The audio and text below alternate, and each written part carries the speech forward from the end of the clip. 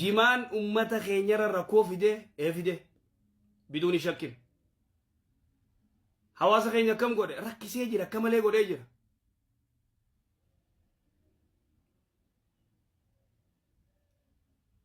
Arra dargaggeessi keenya maal keessa jira biyyaa fi bikayyutti taa'eeti muka kana nyaata. Taa'ee muka kana nyaata. Rakkoo muka kanaa maa himuu dhabde ulamaan teenya tun. Rakkoo mukni kun qabu sheekotiin teenya maa hawaasatti himne kayfiif hin qamaane. Sigalee kayfiif hin qamaane ka ilmaan isaanii ka qama'uun feene maaliif ta'a jedha keenya wanni kun. Egaa sigalee hawaasa miidhuu jira miidhuu jira. Hawaasa fayyadu jira fayyadu jira akka isaaniitti.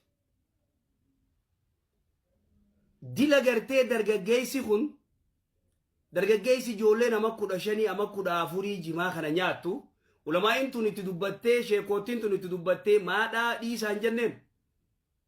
Dhiisaa maan jenneen? Maaliif dhiisaan jenneen?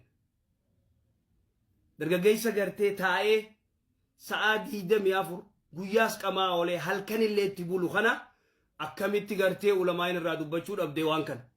Moo hawaasa quban qabanii laata? Moo hawaasa kana quban qabanii hawaasa isaanii?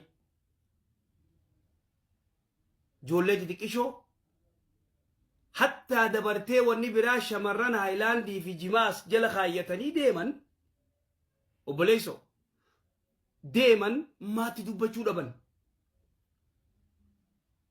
Ayyee hawaasatti maa usan maatti usan qaarraan tana gartee jimaan lakkii humaa naman godhuu kijiba wallahi kijiba jimaan humaa naman godhuun kijiba haqa